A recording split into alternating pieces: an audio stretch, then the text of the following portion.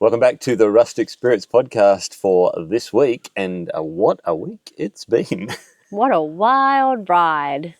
We made some video content this week over on our other channel, and of course last week's podcast kind of went into a topic that I feel like is just going to continue into this week. It's snowballing. I don't like to say viral because it's actually not good to go viral, but the Friday video over on our other channel went a little crazy. Yeah, well, I think it struck a chord. So, it did. Yeah. It's nearly 100,000 people have seen that video.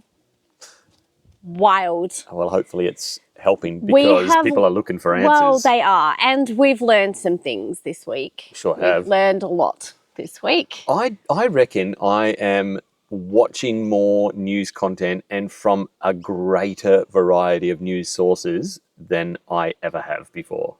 I am watching, and we said this over on our other video, if you haven't seen that video yet, it was like a highlight reel of what we're doing in response to global instability. Yeah. And one of those things was watching long form content and really curating our sources so that we're not in an echo chamber and informing ourselves. And the one thing that I've noticed that destabilizes me the quickest are clips. Yeah. Well, what makes me feel, I'm not going to say certain because I don't feel certain, but what makes me feel informed are trusted long form conversations. Yeah. that like put out an episode every day, Yeah. and it's definitely not mainstream news channels.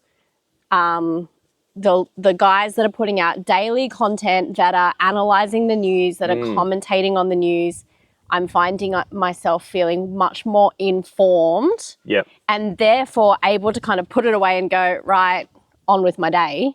The clips make me anxious.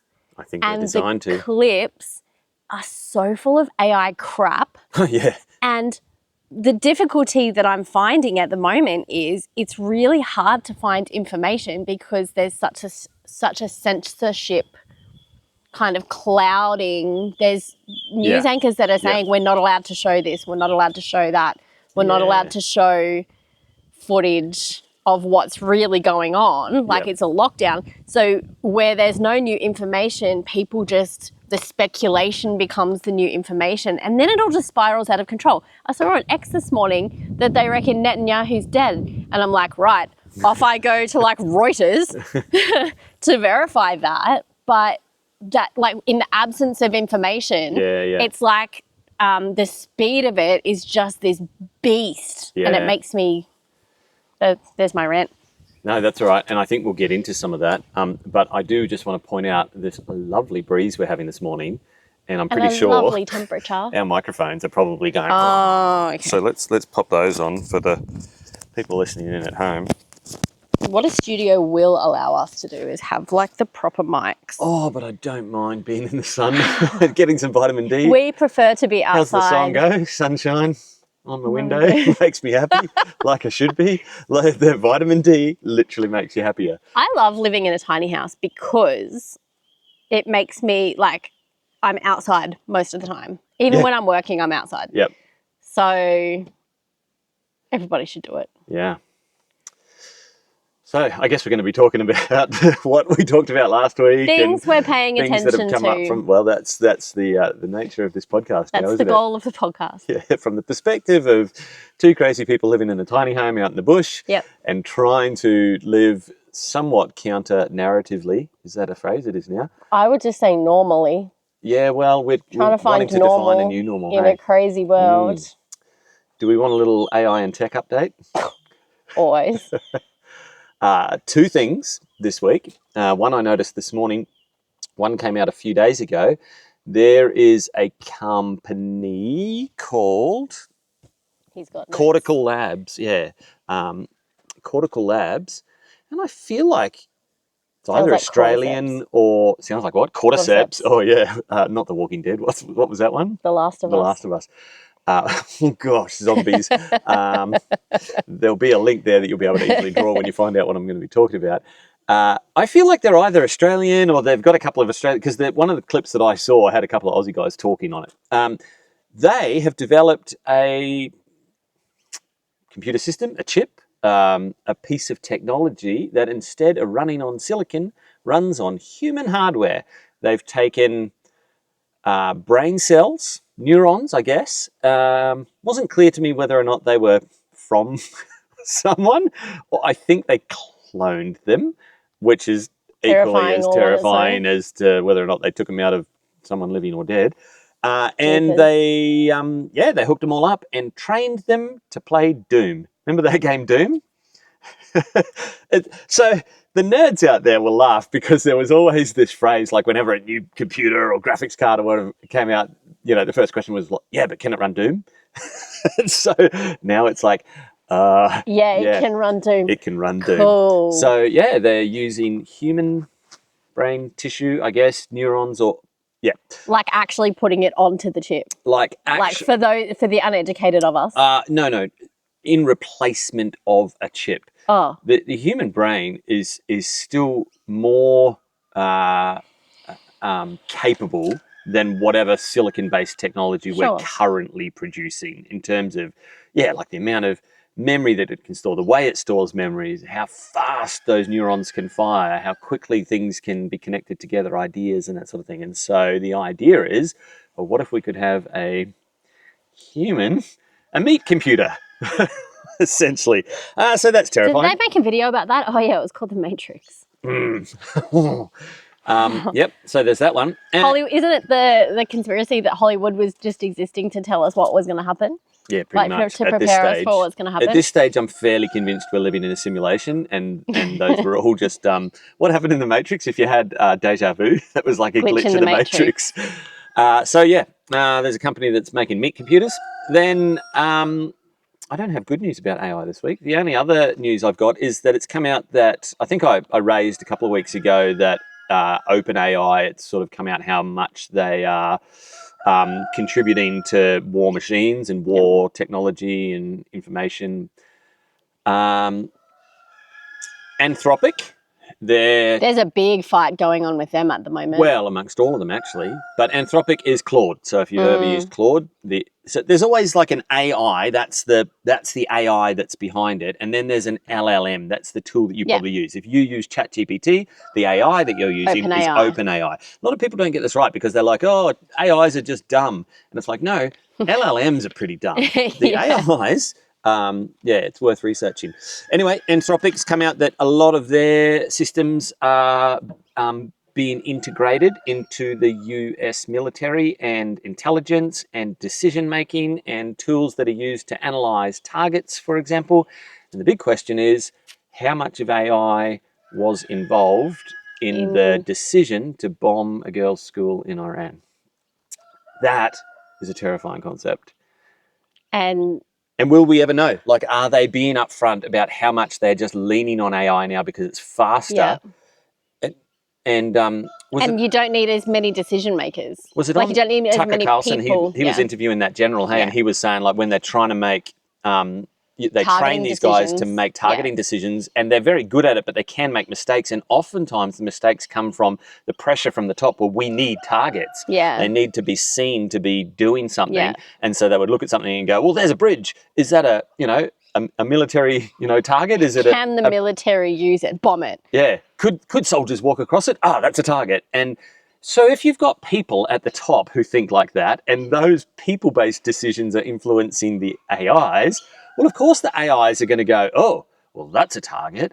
So was it involved? We don't know. Will we ever know? Because how upfront are they being with us? You would certainly hope not.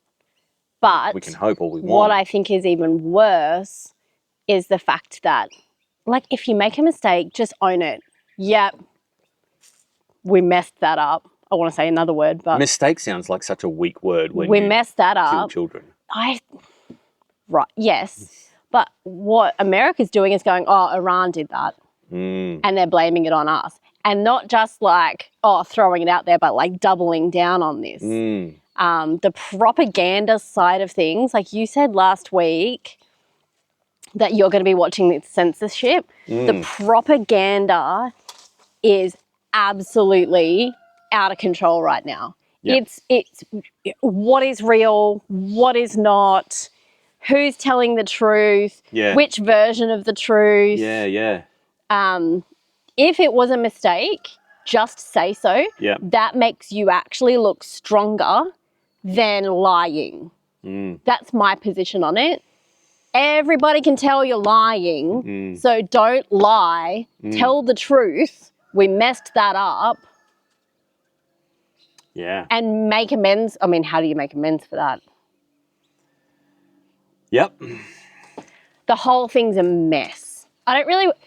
And when we were talking about, like, what are we going to talk about on the podcast, we decided there's not really much point in us talking about the war or the actual situation over there. Okay, even that, the fact that there like is deliberation on what do we label it as. Like, a lot of people are getting called out for calling it the war. It's not a war. Like, People it's a are war. bombing each other. Yeah, like multiple countries are bombing multiple each armies. other. Even if it was just two, we call the war in Ukraine the war, and that's just Ukraine. Okay, and so Russia. for the sake of like words, we decided that we don't really want to commentate on the actual like who's saying what and who's doing what and how all of that. Like, we're not geopolitical experts. We're just two people who live off grid who are paying attention to what's happening over there. And I think it's important to pay attention to what's happening over there so that you can, like, I feel more calm when I'm more informed, right? The uncertainty just kind of breeds this like, I don't know what's going on. But we don't really want to like go into the nuts and bolts of the war side of things. What we want to talk about on our podcast is the implications. Yeah. And the ripple effects. There's enough people talking about the war. You don't need to, like, we don't have a POV that's, you know, going to teach you anything. Well, that kind of brings up an interesting point, and I think you're right. Like, that there are plenty of good commentators out there that are doing an excellent job of commentating on the war. Or the best they can. And who's doing what. Given the information. What can you believe and all of that.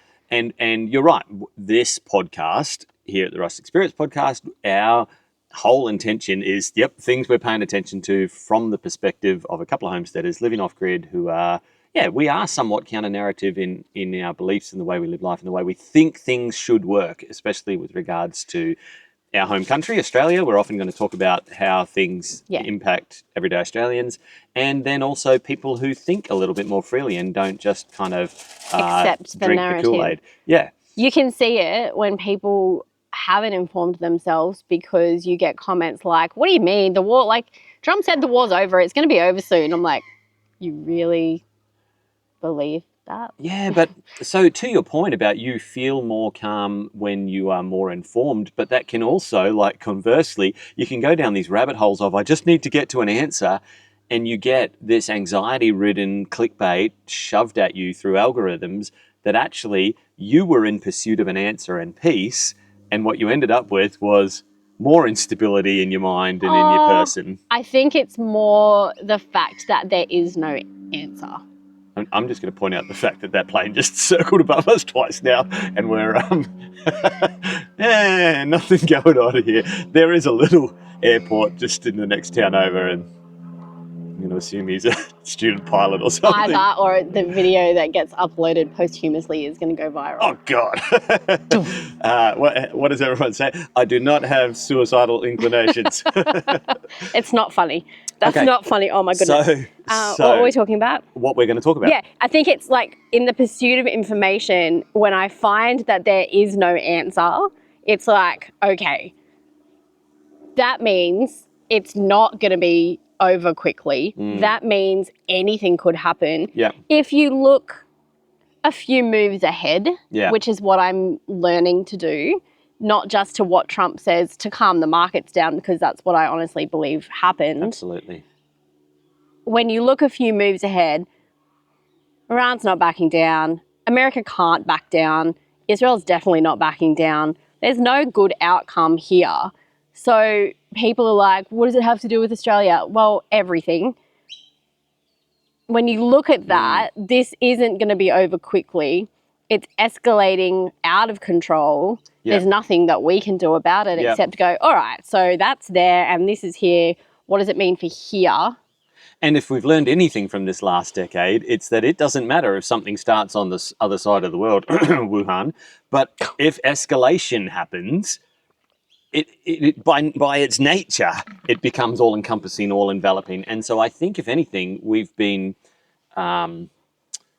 awakened to pay attention to things that are happening elsewhere. Yeah. That, if the butterfly flaps its wing in Tokyo, a tsunami happens on the opposite side of the globe. Yeah. Like that is what can happen. Yeah. And this isn't just like US, Israel, Iran.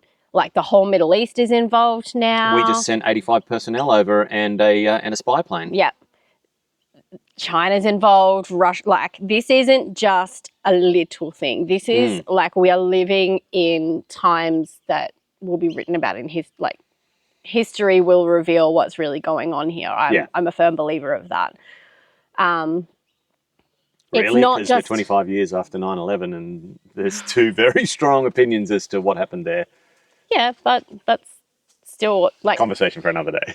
Isn't that what's happened with all history? It's written from a certain perspective and through a certain narrative. I know, but we say things Nothing's now like ever objective. A lot more people now, 50, 60 years on, are maybe more, quite comfortable saying the CIA was behind JFK's assassination. Absolutely it was. Yeah, you wouldn't have said that in even the 80s or 90s. You would have been unalived then too.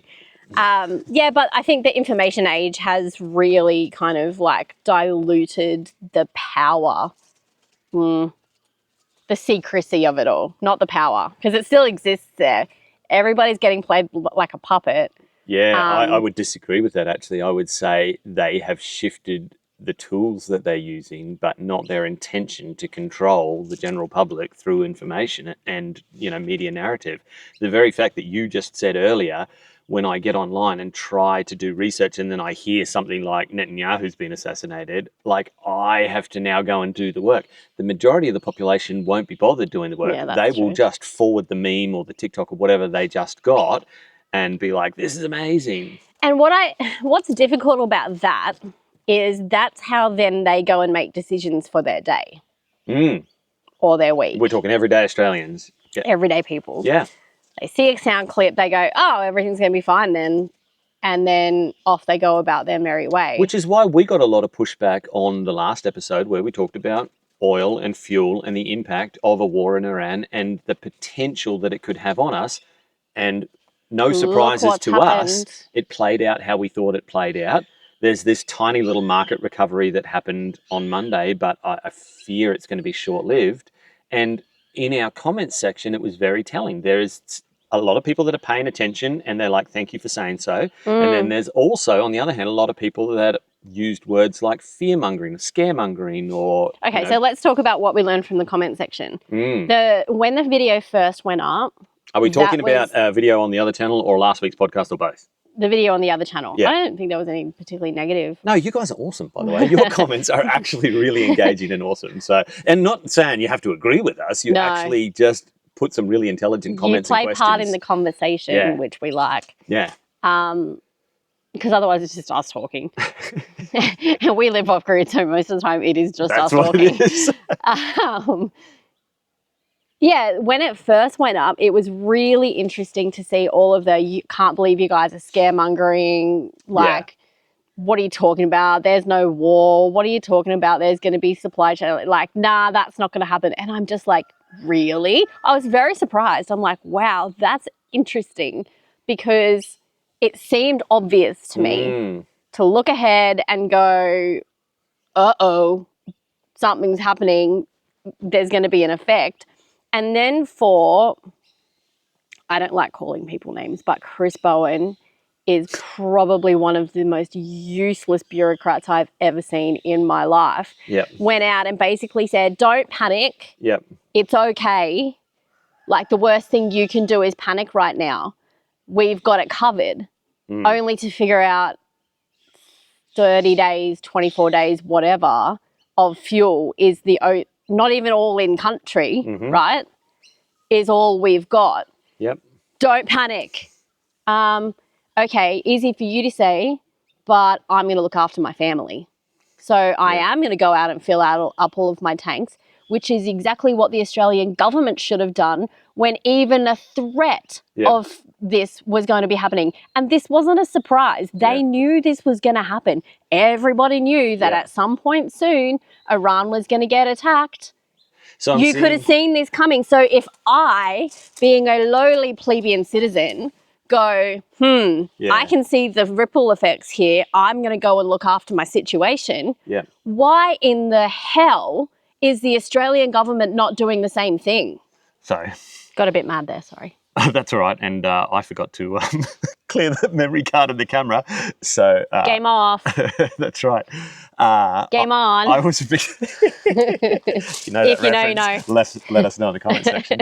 I was about to say, what I'm noticing is people that are just swallowing that side of the narrative that's coming from that, like mainstream media that, they're pretty much just watching whatever, Channel 9, Channel 7, or they're pretty much just listening to the sound bites from their current government who are using lines. Yes. Like they're using these kind of clip-based lines to try and, I guess, calm people down.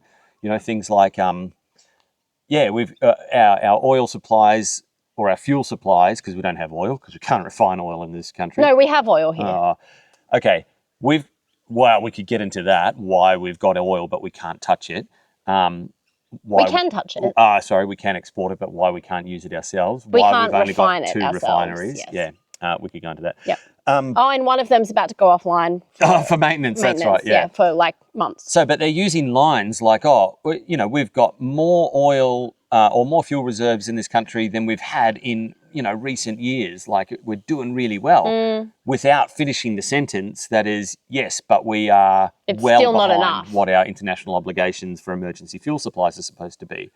Or they'll say things like, we invested stockpiled oil in the US, and we've got 1.5 million, one of them, I don't know, barrels of oil. What I do know is that 1.5 is equivalent to 1.5 days.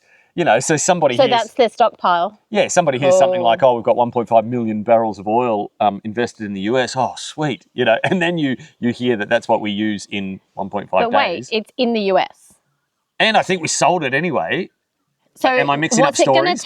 What's it going to take to get it here? Oh, well, that's right. And how long is it going to take to get here? Yeah, I saw Topher saying this. So why is that? It's got to go on a tanker. It's got to go to Singapore because we can't refine it here. It'll get refined, and then it's got to get to here. So in and then it'll last us. So in a year, however long that takes. We'll have our strategic reserve. Yeah, that'll buy us 1 to 2 more days. So for the homesteaders and the stockpilers out there who understand the basics of stockpiling and resilience and redundancies, what a freaking dumbass government do we have? Like, seriously. But let's not just assume they're idiots. I think that's a safe assumption. But if you just back up for a second and make the assumption that they're actually know what they're doing and they're making strategic, intelligent decisions. We can try. Let's be a little bit charitable. We can try. Okay. Then you have to go, well, when I hear a line from them and I'm doing the math and things aren't adding up, why are they saying the things that they're saying, and why are they not saying the things that they should be saying? They're not unintelligent people, right? And so very charitable. They craft lines and phrases and clips and sound bites to do what? To calm people down. Yes. So another line that they're saying at the moment, and you'll hear this a lot, we don't have a supply problem with fuel in Australia right now. It's like they've all been given the same cards to read off of.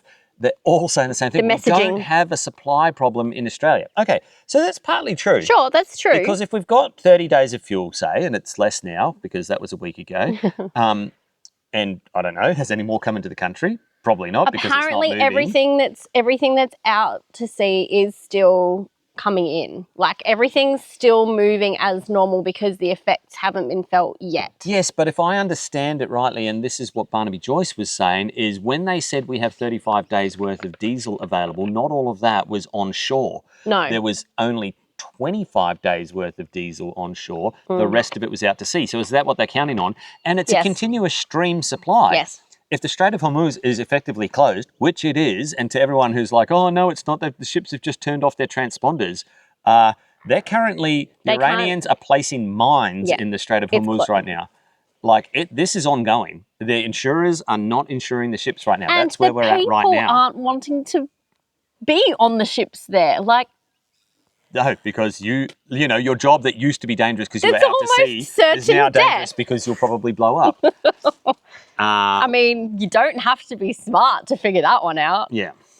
What were we saying about fuel supply? Oh, supply. So, all right now, as it stands, we don't have a supply problem. We have a No. demand problem. Yes. And what happens is, and this is why, and we've seen it in the comment section, people are saying it, and I suspect they don't really know why they're saying it, but some people will.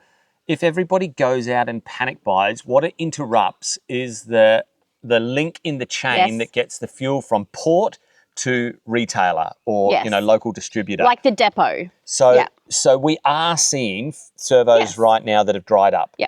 Our little country town local We're out. servo. I just saw on Facebook. Oh, we're out. Okay, out. yesterday it was Maybe rationed. Friday. Yesterday, diesel was rationed. So it's an independent we're out. servo. Yeah. They're reliant on, and so we've got neighbours that do bulk fuel supply because they're farmers. We're in agricultural country. Yeah, and We'll get to that. A lot of them have been delayed. You Yeah. know, they're saying, "Oh, there's 150 orders in front of you," Yeah. and so their regular supply has been delayed because trucking companies, agriculture. I mean, we're going into harvest season. Like, these machines require diesel to run. So the big demand has created what seems like a supply chain problem because the big demand, then they weren't ready for the big demand, the big straight up demand.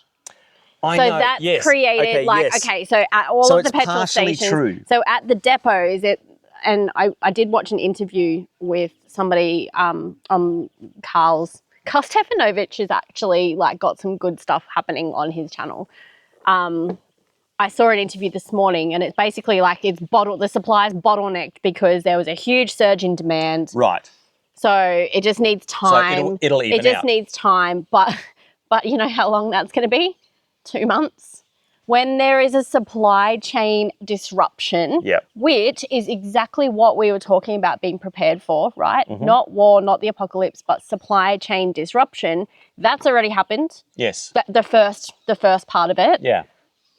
That's going to take 2 months to even out. That's how fragile our supply chain system is. That has nothing to do with actual the supply out here, right? Yeah. That's just the first step in the chain. So if we had our 90 days worth of supply onshore, we could have weathered a 2-month interruption from people panic purchasing. And I don't even like the term panic purchasing because it's just good business. If you're in agriculture and you get word that supplies are going to become limited. You go and stock up your supplies. Yeah, and I kind of liked how Topher yesterday was saying, if you just use your diesel 2-rack tractor to go to Pilates, maybe walk to Pilates for the next week and do the farmers a favour. And that's a fair enough comment. I don't disagree with that. Yeah, but you're talking a minuscule amount compared to the thousands of litres that agriculture uses. Yeah.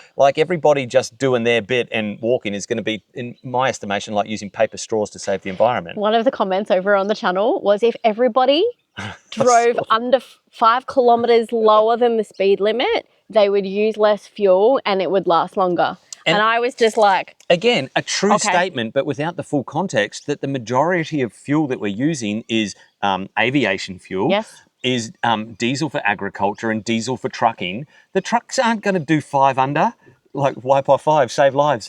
They're not going to do it. Stuff's still got to move around this country. Somebody also said, I think the Australian government should invest in 1,000 electric trucks. Now, don't get me wrong. I really like what Elon's trying to do with electric trucks. If you've got an electric vehicle right now, you're laughing. I think it could be a really great I think we're 10 to 20 years before we see the true effect of that. So I don't want to get into that argument. But I was like, oh, that's an interesting statement. I wonder how many trucks we count on in this country. 600,000 medium, heavy, road train, any truck that's moving stuff around. Cattle, stores, anything. Yeah. 600,000 trucks in this country. 1,000 electric trucks isn't going to make a difference. And they came back and they were like, oh, yeah, but I just meant for only the essential stuff. And it's like, how do you, because follow your train of thought, follow your thinking. If you then say essential services we've been there before. What's essential? Who gets to class themselves as essential? Sure. And they were like, so it's not your crappy Amazon stuff. And it's like, you don't get to say, like if my family member orders a blood pressure device off of Amazon because they're supposed to keep tabs on their blood pressure, is now Amazon supposed to be not essential? It's really hard. The prioritization is very hard. You can't address it like that. But where that thinking comes from, I guess, is what I'm pointing out, is that partial thinking that gets promoted in mainstream media as a soundbite, as a line. And so, of course, we got people in the comment section over on the other channel, not you guys, because you're awesome. Of course, we got comments saying, oh, don't panic buy, like you're making it worse. And I really resent that panic buying idea because farmers were just looking out for, not themselves, P.S., the farm that's going to feed the people. Yes. Who, sit sipping their latte and commenting on social media. From your coffee beans that have been shipped in from overseas on a tanker that runs on? Well, not electricity. So, the comment section really highlighted to me, once again, we've learned nothing from the 2020 era. Yep. As a nation, as people, and as the government. The government saw supply chain disruptions happen then. Like, what's like if you keep doing the same thing and it's the definition. Fool me once, shame on you. Fool me twice, shame on me. This is the fool me twice, Australian government. So, and from a people's perspective, do you not understand yet?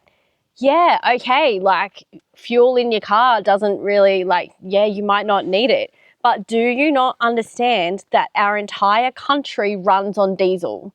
From the big semi-trailer that delivers your conveniently packaged toilet paper to Woolworths to the guys that are growing your grain to eat for your cornflakes. Your bread and your cornflakes. Yep.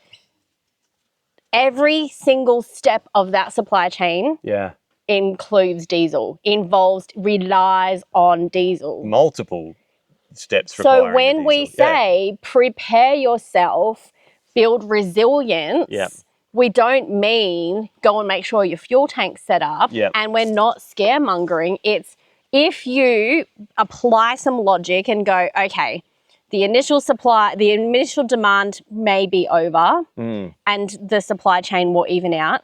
But what's going to happen if this goes on for months and all of that oil, and people who are better at explaining it than me can explain the reason why it's so significant. What's going to happen when that disruption truly hits? And it's already happening here. Farmers are like, I can't do anything because I don't have diesel. They're now making, agricultural decisions, harvesting decisions, planting decisions based on the supplies. That's what I was going to get to before, and why I think it's not irresponsible of us to point out that there is a disruption and we need to do our community part, which we'll get to in a minute. It's actually irresponsible of the government to train their lemming citizens to repeat lines that make you think, this is fine. You know that meme, the dog and everything's on fire around him? It's not fine, because if farmers are right now seeing into the future, which is what farmers are very good at doing. They're very good at it. And they're predicting what they're going to need to be able to do based on what's happening right now. Then we need to pay attention and go, that step equals less food on the shelves in 3 months' time. Not just the food can't get there. Yeah. And so the line, less food. We don't have a supply problem, is a little bit of a lie. What they're actually saying is the current fuel pricing scenario that you're seeing in servos right now is not, and the servos running out of fuel more specifically, is not a supply problem. That's a demand problem. That is partially true. Oh, hello. We didn't have any guest appearances for the podcast. What do you think about it, Remy? Hey, what do you think about it? He doesn't care as long as his dog food gets shipped to him. Oh, well, no, you do rely on diesel. No, you are a good hunter, and you found a nice big kangaroo bone decomposing up in the bush earlier today, didn't you? You stink so bad. Go away. You smell like dead bones. And so it's a partial truth. You know, like you use a truth to make it sound like you're telling the whole truth. And so it is a partial truth that the individual servos running out of fuel right now is a demand problem, not a supply problem. But what they're not being honest about is, you know that game Snake, or like those games where you can like shoot off the end of the snake, Yeah, and right. they just get bigger. The end of the snake has currently just been shot off. All of those ships that are on their way into the country, there's none coming in behind them. There's this big gap. Yeah. And yeah, sure, it's weeks away, but it's going to hit during this 2 month, we'll recover, things will balance back out again. And it's going to be an even worse problem. Like, tell us, government who say there is no problem, tell us what your plan is to make up for the interruption that's now, I guess, a week old. A week's worth of oil shipping or fuel shipping, what does that do to the supply chain? And the way that you can pay attention is look at your petrol pricing. So something I learned this morning, because Carl Stefanovic is like livid. He is like a dog with a bone about price gouging and how one servo can be 60 cents a litre more than one down the road. And so we kind of did a little poll over on Patreon to see like what people are paying and how it's going for people. As varied as that. I've seen that the guys that are closer to the cities, fine. Yeah. The guys that are in far north Queensland, effed. Yeah. And people who are more rural, there's either rations, or out. Yeah. So particularly in diesel, out when you're more rural. Yeah. So let's be a little bit charitable again to the servos, because I had always thought the same thing. Oh, there's a crisis. The servos just jack the prices up to capitalize on the fact that something's going on, and people will forgive it because they'll say it's not the servos' fault, it's Trump's fault or whatever. Actually, servo pricing is not based on the fuel they've got in the ground at their servo that they bought. If they bought, let's make a figure up to help explain this. If they bought fuel at $1, you're not paying for the price, that dollar price that they paid that you're currently pumping into your car. What you're paying for is their estimate of what it's going to cost them to replace the fuel that you just put in your car. Right. That price that you're putting in your car today was estimated weeks or months ago. That makes sense. So when you see something happening where the Brent crude oil index goes right up from $80 to it hit over $120, it's starting to come back down, but it's still up. It's not coming back down. No, I think it's not coming back down. I think it'll stay where it is or go worse again, but that's just opinion. Yeah. But understand that the servos, the suppliers, have a responsibility to their business because they are buying fuel, replacement fuel, at a higher cost, so they charge it now. That's just the way their business model works. So we say, well, that's not fair. You bought that fuel ages ago. And it's like, yeah, but the cost is still going to go up. Yeah. It's just when it goes up. And that's a more stable purchasing model for them. That basically means they don't make a huge mistake and go out of business and have to shut down. So the charitable explanation is, they have a purchasing model that allows them to Is stay that really what happens all the time? And is it completely are there shonky people? Pure? No. Of course. Yeah. Of course. But the main reason why we saw the fuel price go up it a little bit, as soon as it happened is because they're looking ahead they're anticipating to what it their will restock cost. fee is going to cost. Yeah. Yeah. So, doesn't help though. We're feeling the effects of it now. And what we get to do now is look at that and go, that hurt me now. If things continue the way they're continuing, will it hurt me still into the future? Will it hurt me more? Will the price go up more? And I think the other thing to pay attention to is who's saying what the time frame is, and can we believe them? No. Just if you just want to do the bare bones basic research, jump on one of your AI tools or use all of them. I like Grok because it researches current X.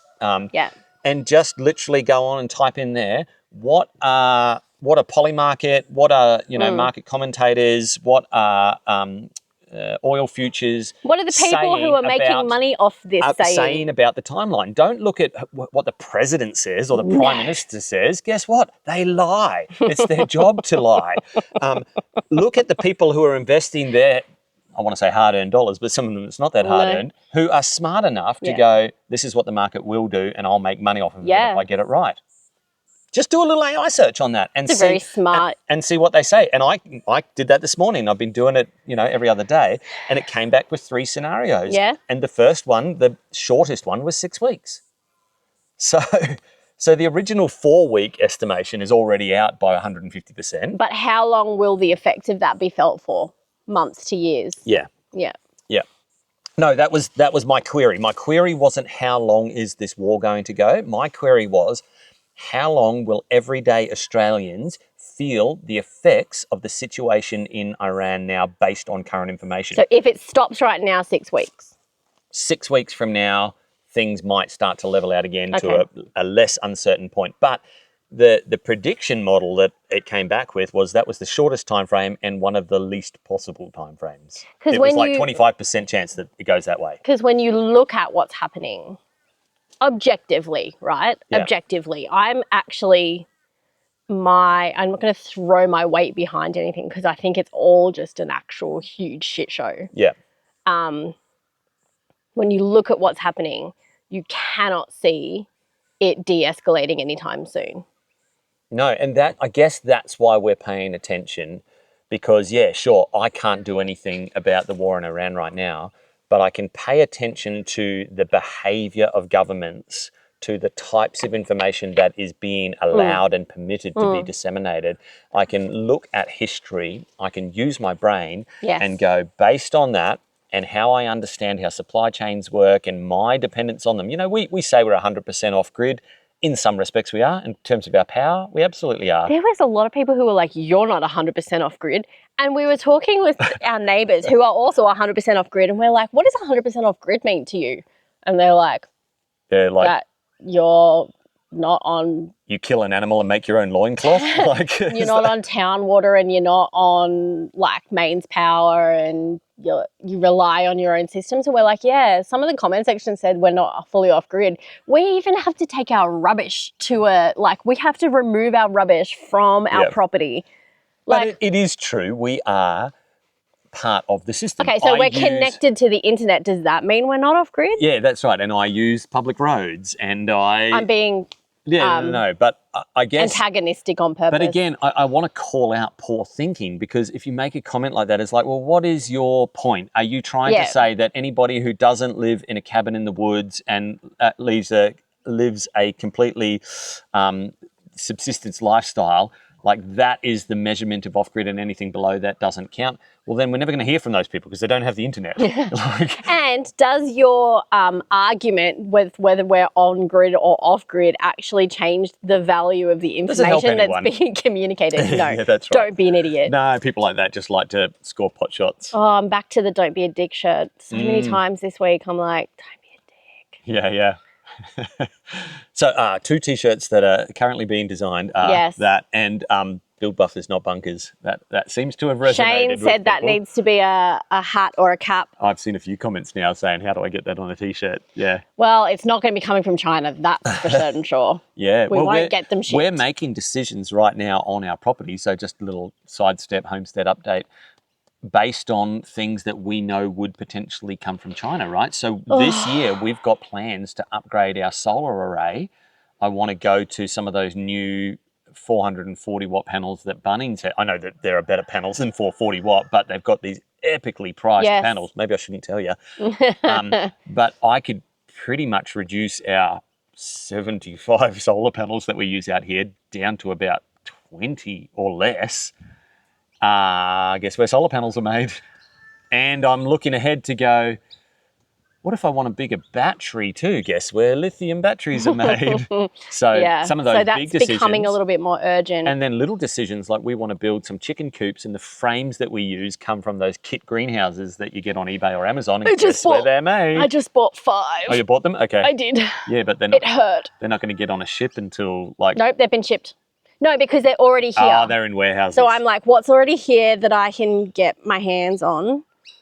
But it's and this is a really good example. We could have bought some solar panels, except we spent $500 on new glasses for you, which I get's important. Who said that?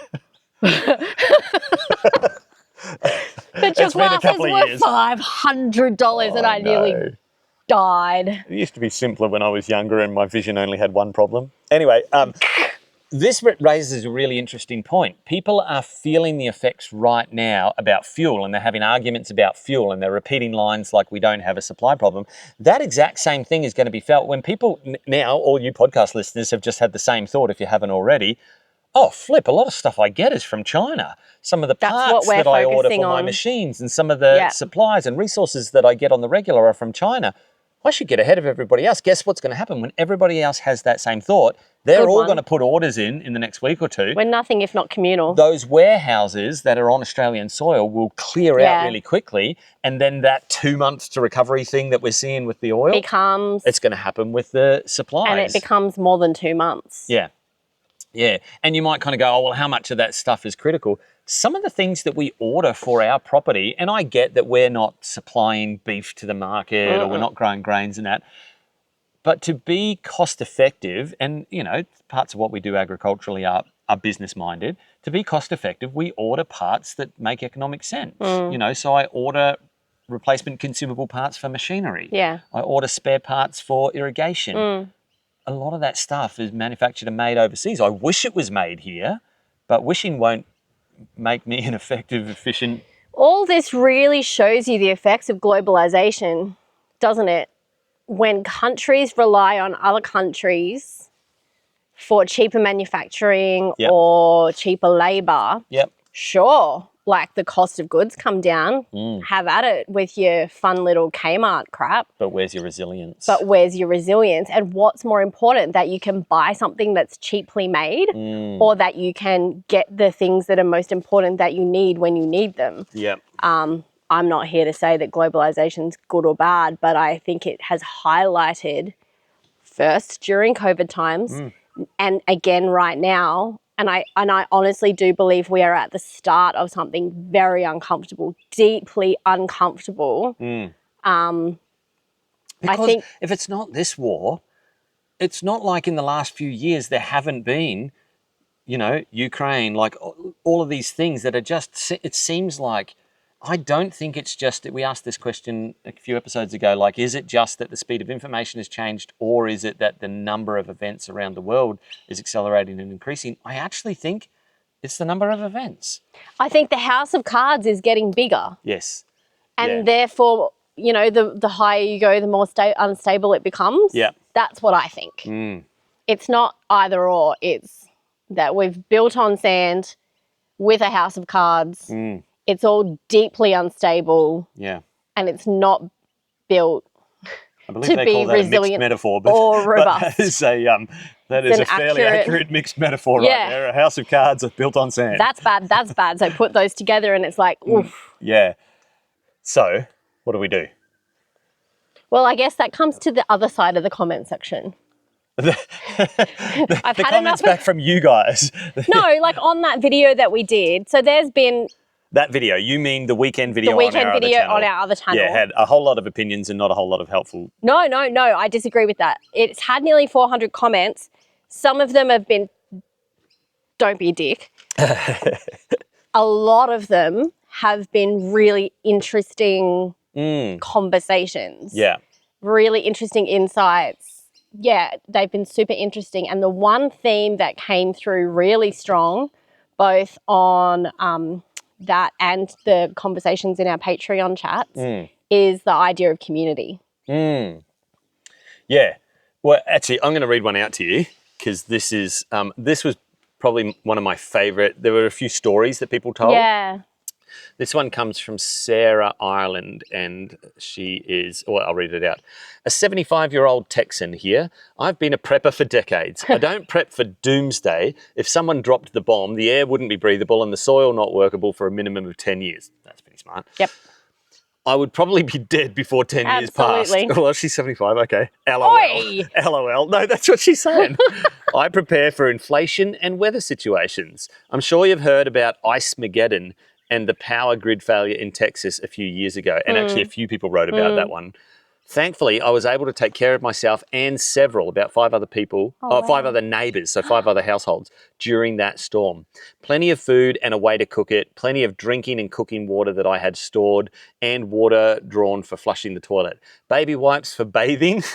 Firewood for the fireplace. Yeah. Neighbours brought sleeping bags and whatever food they had available. We spent 5 days and nights together. Needless to say, I had a captive audience that I taught how to prep. That's That is amazing. just amazing. Several months before COVID, my gentleman friend, I just love the way that a septuagenarian talks. Several months before COVID, my gentleman friend made fun of me because I kept a stockpile of 200 plus rolls of toilet paper. Guess who he came to when he couldn't find any? LOL. And yes, I made him pay me for it. He learned not to laugh at me. Keep putting the word out there so many people can learn to take care of themselves and be better prepared.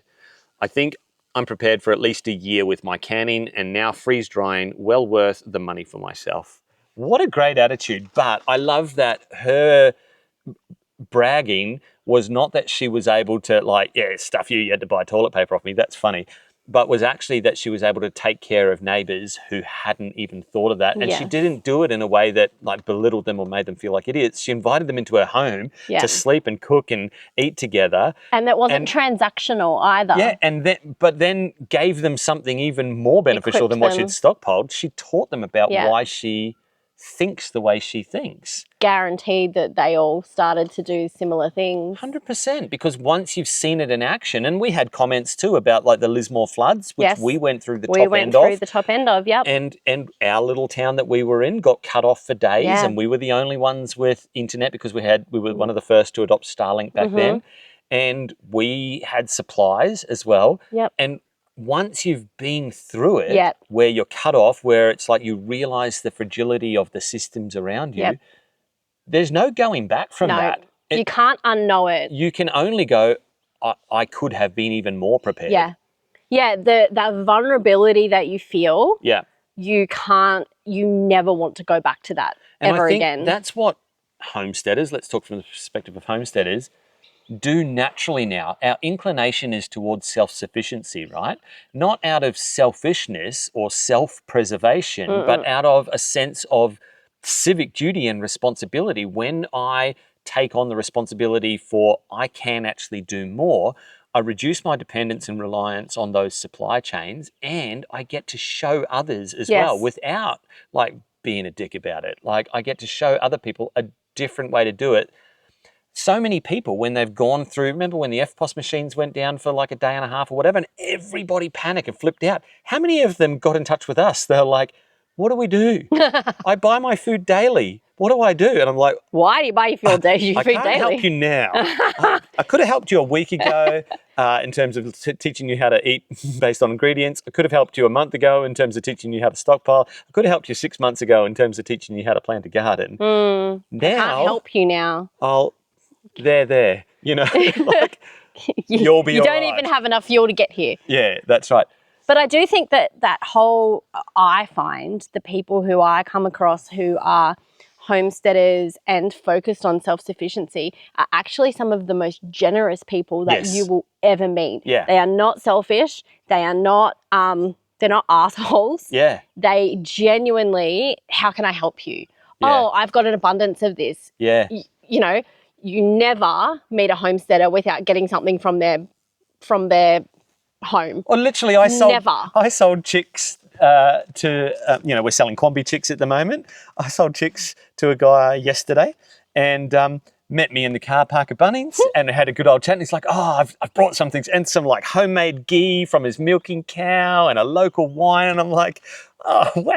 But you're right. Because we go to the city now and we're like, okay, what are we taking? What can we take? What are we taking? It's all of our eggs and go. And think about it. Sourdough Where did goes. we enter into this way of life and this thinking? It was through the generosity of others who thought that way, who put their content online, who, took the time to write books and whatever. And whether or not you paid for it or you were just a beneficiary of it or whatever, it is that real village mindset and village mentality of if I don't take from my own incredible resource pool and put it out there, then it stops with me. That whole pay it forward mentality. And you are right. We definitely experience that more in this community. Yeah, I think so too. Yeah. one of the other comments that really stood out to me, have you got it written down there? Oh, this one from me, Anne. Being prepared is a service to the entire community so that we are not all relying on a single supply chain. We really need to look after the most vulnerable people in our communities. Yeah. Absolutely, I do agree with that, because it's that community mindset that makes, like, it's, you know, like when they talk about a rising tide and like you come Lifts in all and it boats. lifts all boats. Yeah. When there's resilient people in a community, the community is better off, not just the people who are resilient.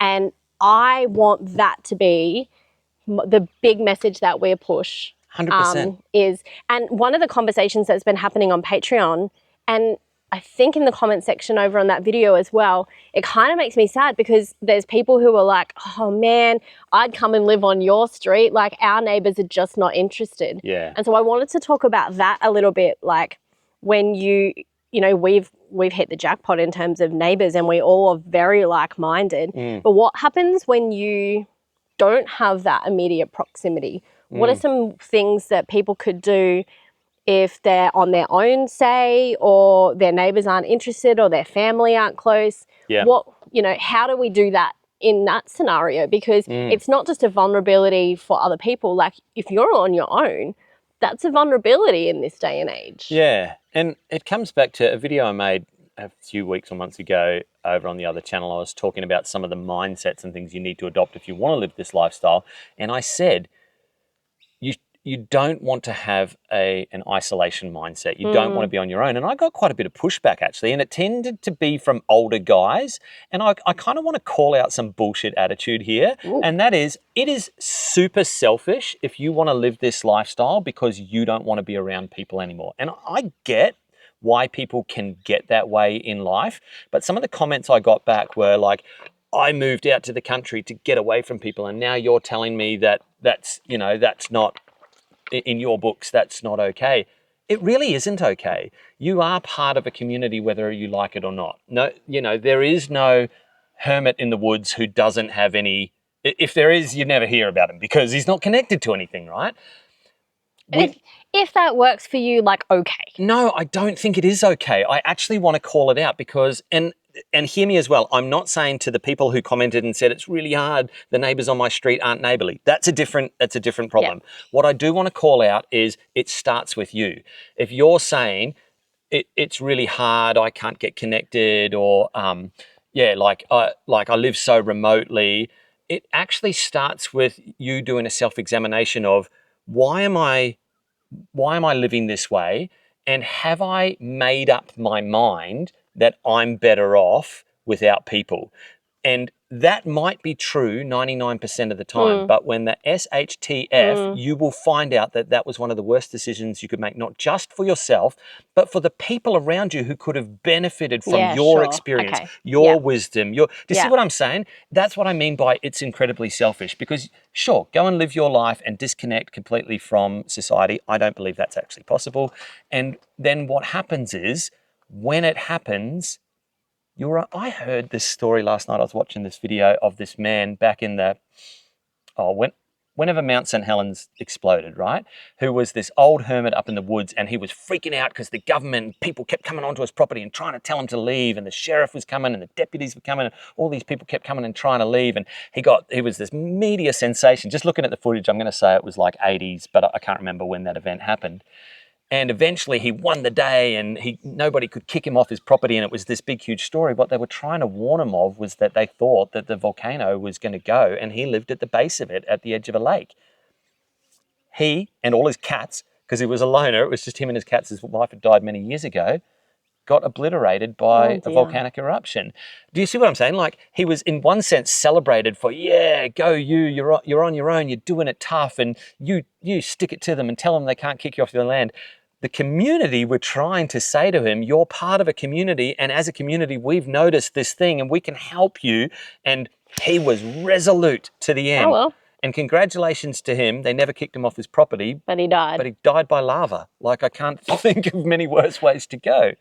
I guess, like, maybe I'm getting a bit too... You're quite passionate about this. Because I know for myself and my own mental health journey that when it's worse is when I isolate. Maybe that's Sure. not everybody else's experience, but I think it's a universal truth that we are better together. Right. And so, yeah, I definitely want to get to some real answers for what do you do when you don't have neighbourly neighbours. But I also want to start with examine yourself first and go, where am I making the first step? Right. Where am I? I know it's taken me a good decade of like living rural to really get up to the point of like go and introduce myself Yeah. to people now. And now I'm the awkward person that the kids are like, oh, Dad, you talk to everyone in Bunnings. Like, yeah. Well, that's because they recognise you first Oh, and want to sometimes, talk to you. Yesterday. But that works for you because you find yourself quite socially awkward. But so yesterday that I works put for myself you. out there. I had a great chat with a couple of lovely old ducks about why you should put coffee grinds around your blueberries. Our local little Bunnings has a little free take home a bag of coffee grinds for your garden when you go through the garden section. Yeah, I never noticed it was there. The little one, not the big one. The little Bunnings, yeah. So Yeah. I got into this great convo about that's it. Great. Yeah. That is not a natural inclination of mine. That's something I've had to work on, and I can tell you from experience that I have benefited deeply from community, from learning how to live this way, from people who have put out their lives and their information to actually connections and relationships with people who are encouraging and motivating and share their wisdom. That's part of what drives you to do what we're doing, isn't it? 100%. Because this is definitely your passion. I mean, mine too. I want the lifestyle. Yeah. But you feel really responsible to pay it forward because of what this homesteading community has done for you. And like we've always been quite community minded. Yeah. Like we've always had a tribe of people that we that's how we live and breathe. Yeah. Have there been times that we've wanted to not be like that? Sure. Have there been people? Have there been people that have done us wrong and screwed us over? Absolutely. Yeah, you put yourself out there, guess what? We have decided that will never be the deciding factor in us shrinking back into isolating ourselves. Sure, the tribe might be location-wise quite small now, but there's some afternoons that I'm like, which person am I going to return their call today? Do you know what I mean? Because we're not disconnected. Yeah, absolutely. The community doesn't need to be the locality, although in times like this, locality does help. Yes. But there are so many reasons, genuine reasons, why it's hard to be, an open person. Yeah. And put that on top of the society that's been brainwashed into thinking that it's better for you to be behind your 7-foot wall. Yeah. It's safe there. Yeah. Retreat to your homes. It's safe your there. gated community. Lock yourself down in your homes. I just saw on the news that it might be recommended to people that to businesses to tell their staff to work at home if there's a fuel crisis. I'm like, oh, let's isolate everybody again. We've seen this. Like there is an entire generation that are suffering because they went through the advice was stay at home, homeschool your kids. Like it didn't matter. Kids didn't get it. And we screwed them up. And it weakened those communal ties. Yep. That is resilience. That is strength. That is how we are all going to weather any kind of uncomfortable, and it doesn't make it go away and it doesn't mean you won't feel it. It means that you're buffeted a little bit from it because you have found your own supply chains. So I know I got a little bit preachy there about the personal responsibility side of things. No, that was actually a really great insight, I think. I do want to just, with clarity say, I think it starts there with you and do a little self-evaluation. Where can I be? Where can I put myself out there more? And, that is a risk. Acknowledge that. And a fight that you should fight. That is a risk. But the long-term benefits, I think what we're saying is that it will pay in dividends like an investment. But practically, what would you say to people who are in a situation where it's like, my neighbours aren't interested, or I live completely like rural and cut off, that like I live on a street where I'm the only house on the street. Like, there's plenty of places around here like that. So there will be some genuine reasons where it's like, I've tried connecting with neighbours, I've tried, but I live too far away, or there will be any number of reasons, or I have impairments, maybe reasons why it's hard for me physically so I don't want to poo-poo anybody's situation. If you've done the honest evaluation of yourself and you go, well, it's not me, which, sometimes that's not the case, but sometimes it is.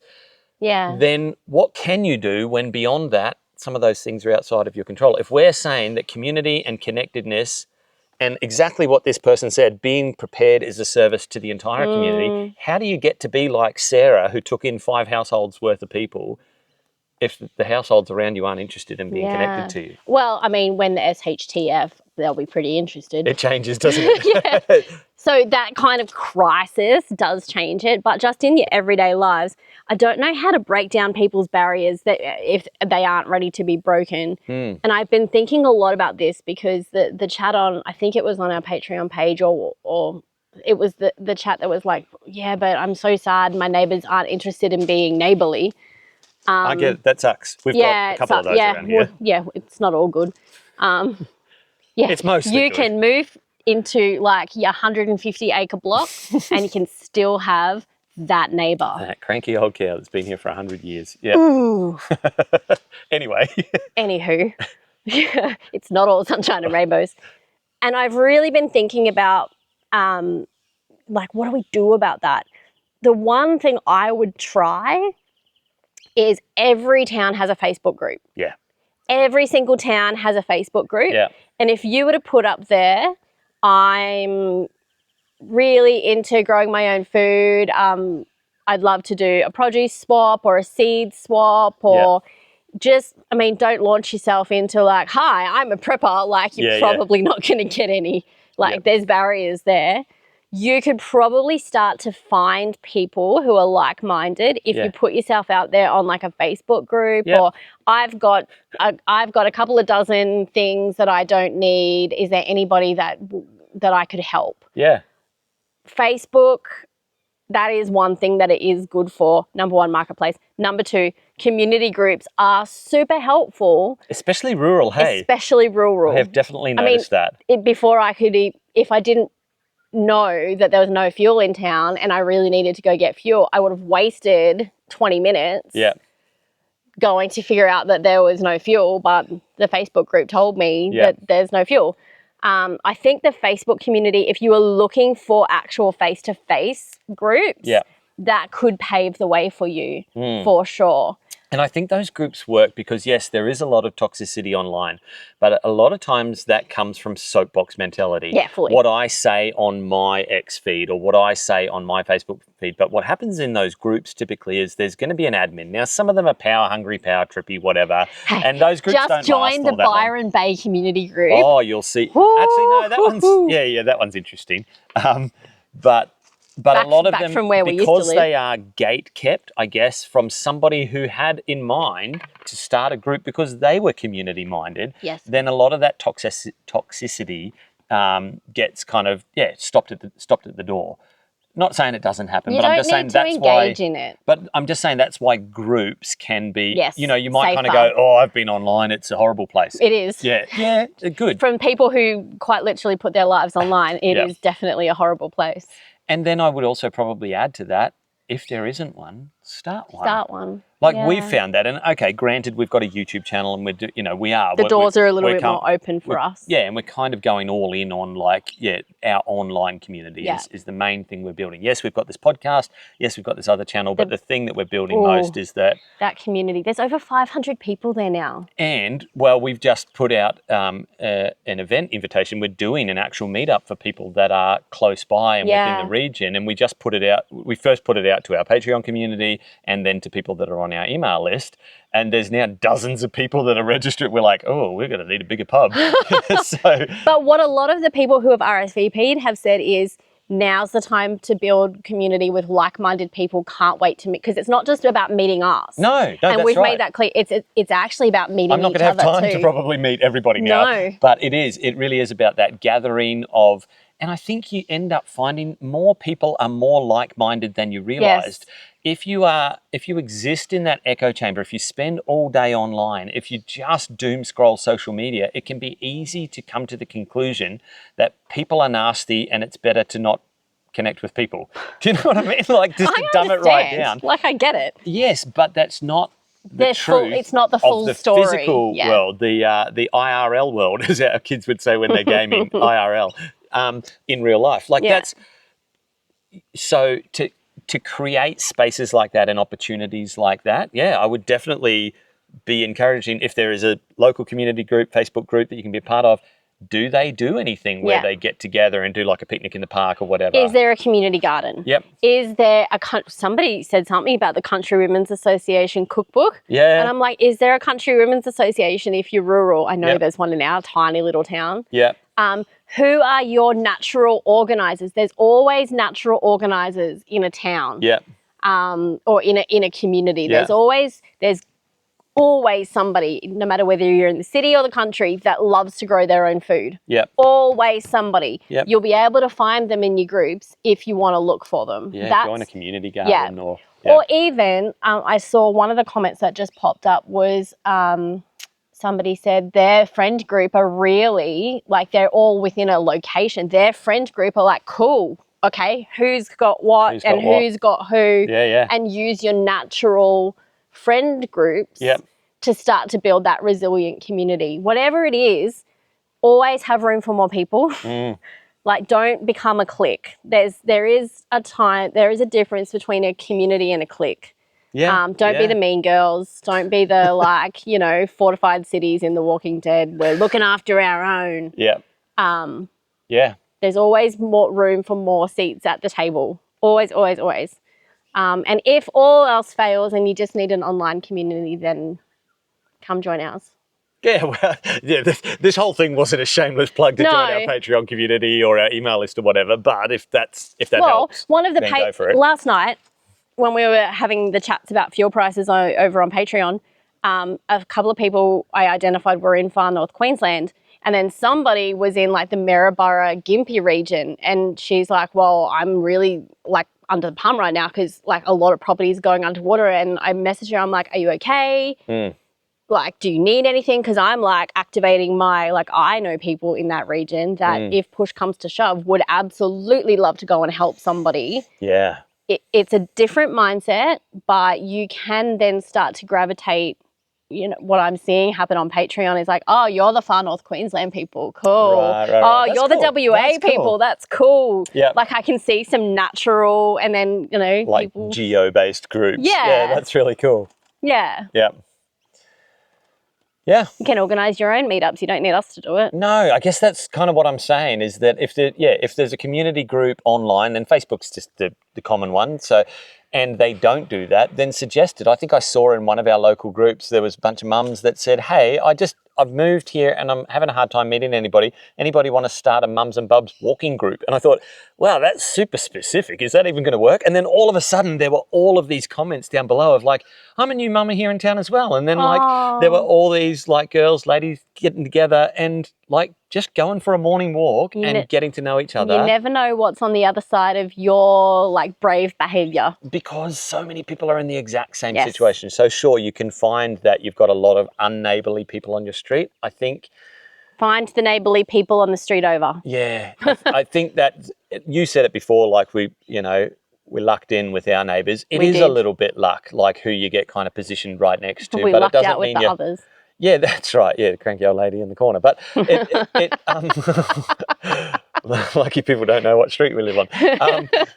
But I guess what I'm saying is, if people on that side of you aren't very nice, don't not ask the people on the other side of you or the people over the road from you. Like, people are generally more genuine than we give them credit for. And don't let your social media echo chamber be kind of the litmus test for what you think of how society will react to your, open arm gesture. Yeah, putting yourself out there is deeply uncomfortable. Yeah. But sometimes that's what's necessary in order to build something. I'll give a little tip for the blokes. If you're like, I'm a natural introvert. I do this because I'm behind a camera. If we were sitting here at a table full of people, it would be super awkward. But one of my little strategic, well, it wouldn't because I've got a wingman. But one of my little strategic tricks is I do a fair amount of marketplace shopping. That's just good business sense. But I will preference an item that's a bit more out in the country rather than one that's in the suburbs, because I know I'm going to end up having a good chat. There you go. If I just need, if I've spotted some solar panels or a couple of IBC tanks or a kayak that I don't really need, like... We're not buying the kayak. Well, the dam's dried up, so that would be a hard one to explain now. We're not buying the kayak. but do you know what I mean? Like, I've worked out that for me, all right, it's not a natural thing to do, but there's a situation that's like, oh, it's why blokes have a beer at the bar, you know, because there's an intermediary, you guys need a buffer. Yeah, sometimes we do. So Yeah. there's a little, and met some great neighbours that way. Ended up getting connected to now all of a sudden I'm buying my beef really locally, and we've been invited to some barbecues, and so put yourself out there, I guess. Don't be a dick. Build buffers, not bunkers. Got two slogans. And something along the lines of being a good neighbour. I really like this line that she said, being prepared is a service to the entire community. It is. Yeah. So there you go. Hopefully, next week, we're not talking about the war, but I don't like the chances. But maybe hit us up in the comment section. What do you want us to address? Like we said, we're not going to commentate on the war. There are better podcasts and better commentators for that. But our goal would be to look at what's happening around the world and go, how does it affect everyday Australians? And how do a couple of off-grid homesteaders and their perspective, maybe offer some solutions. Until next week, see you later.